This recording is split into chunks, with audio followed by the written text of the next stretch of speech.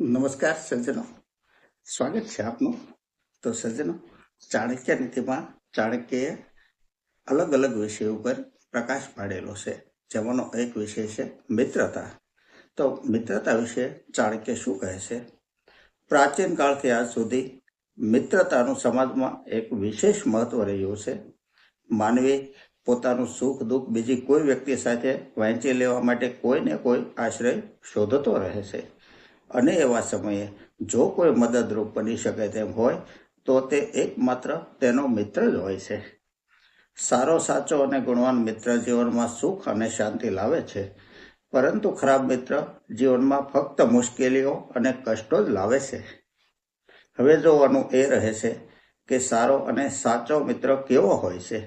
આચાર્ય ચાણક્યએ પોતાના વિચારોમાં મિત્રો વિશે જે શબ્દો કહ્યા છે તેના આધારે સહુ કોઈ પોતાના જીવનમાં સાચો મિત્ર શોધી તેની મદદ વડે પોતાના જીવનમાં સુખ શાંતિ મેળવી શકે છે.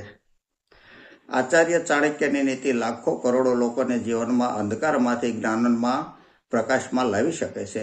જો તમે પણ તમારા જીવનમાં સાચો મિત્ર મેળવવા માંગતા હો તો આ નીતિ તમારા માટે લાભદાયક સાબિત થઈ શકે છે. પીઠ પાછળ ખરાબ બોલનાર અને સામે હોય ત્યારે મીઠી મીઠી વાતો કરનાર મિત્રથી સદાય દૂર રહેવું જોઈએ, કારણ કે આવા મિત્રોથી ક્યારેય લાભ થતો નથી. આવા મિત્રો થયેલા કામ બગાડી શકે છે. આવા મિત્ર કરતા બુદ્ધિશાળી શત્રુ હોય તે વધારે સારું છે.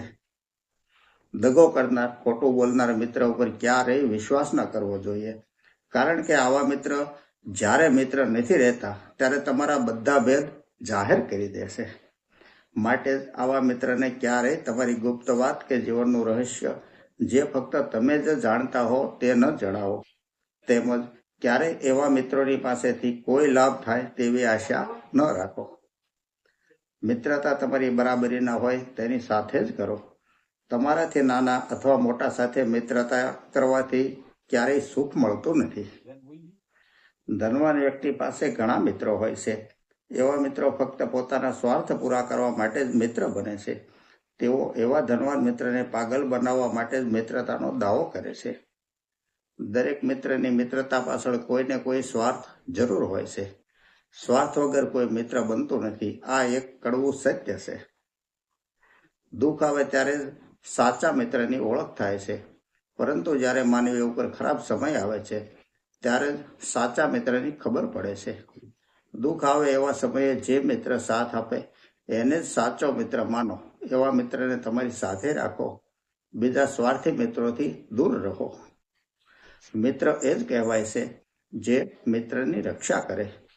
મિત્રને ભાઈ કરતાં પણ વધુ માન અને મહત્વ આપવામાં આવ્યા છે. એ જ કારણ છે કે મિત્રતા જ મિત્રને કામમાં આવે છે, અને સાચી મિત્રતા પણ એ જ ગણાય છે. મિત્રના ફક્ત પોતાના જેવા વિચારો ધરાવનારા લોકો સાથે જ થઈ શકે છે. મિત્રતા માટે એ જરૂરી છે કે સરખા વિચારો ધરાવનાર, સરખી કલ્પના કરનાર તેમજ આર્થિક સ્થિતિ પણ સમાન હોય તો જ બે વ્યક્તિ વચ્ચે મિત્રતા લાંબી ચાલે છે.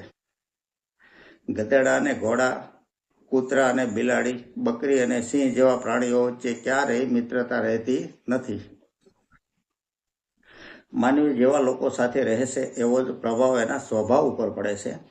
જેવી રીતે અનાજ ઉત્પન્ન થવાનો આધાર તેના બી ઉપર રહેલો છે, એટલા માટે સમજી વિચારીને કોઈ પણ વ્યક્તિને પોતાનો મિત્ર બનાવવો જોઈએ. જો તમારા મિત્ર સારા હશે તો તમે પણ સારા હશો.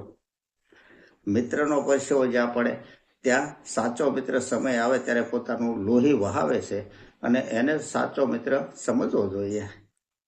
જો કોઈ મિત્ર એવું ન કહી શકે તો એવા મિત્રને મગરમચ્છ સમાન સમજવો જોઈએ, જે ફક્ત નકલી આંસુ જ વહાવે છે.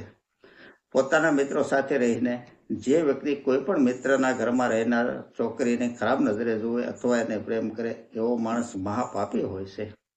શ્રી કૃષ્ણજી અને સુદામાજી, કૃષ્ણજી અને વીર અર્જુન, શ્રી રામ અને વિભીષણ, આ બધાની મિત્રતા એક આદર્શ મિત્રતા માનવામાં આવે છે. તમે પણ જ્યારે કોઈની સાથે મિત્રતા કરો ત્યારે એવી આદર્શ મિત્રતાને ધ્યાનમાં રાખો.